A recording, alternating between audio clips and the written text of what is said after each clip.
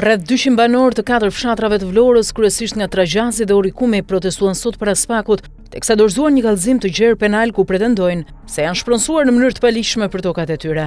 Sipas tyre, disa zyrtarë shtetëror, biznesmen dhe kompani private kanë qenë të përfshirë në tjetërsimin e pronave përmes përdorimit të dokumenteve të falsifikuara, shpërdorimit të detyrës dhe pastrimit të produkteve të veprës penale. Banorët deklarojnë se veprimet e institucioneve shtetërore, përfshirë Këshillin e Ministrave, kanë kontribuar në dëbim ekonomik, zhvendosje të popullsisë, privim nga mjetet e jetesës dhe shkatrim të infrastrukturës komunitare, duke ngritur madje pretendime që veprimet mund të përbëjnë element krimeve kundër njerëzimit sipas nenit 74 të kodit penal. Ata kërkojnë hetim të plot penal për rolin e institucioneve në proceset e shpronësimit dhe legalizimit të pronave.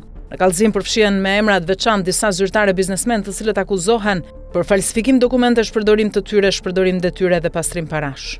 Ngjashëm banorët akuzojnë disa kompani për përfshirje në transaksione të dyshuara pasurore, sidomos në zonën e marinës së Orikumit. Kallëzuesit kërkojnë që SPAK të bashkëpunojnë gjerësisht në agjenci ndërkombëtare si Europol, Interpol, Guardia di Finanza, DDA-ja, si edhe institucionet amerikane FBI, DOJ, HSI dhe FinCEN për të hetuar qarkullimin ndërkombëtar të fondeve, investimet e huaja dhe çdo aktivitet që mund të lidhet me pastrim parash ose falsifikim dokumentesh. Ata pretendojnë gjithashtu se mund të ketë qenë i përfshirë edhe ndonjë ish zyrtar amerikan, duke u referuar Charles McGonigal. Në thelb, kallëzimi kërkon një hetim të thelluar kombëtar dhe ndërkombëtar për të verifikuar nëse ka ekzistuar një grup i strukturuar kriminal që ka përfituar nga tjetërsimi i pronave të komunitetit autokton në zonën e Vlorës.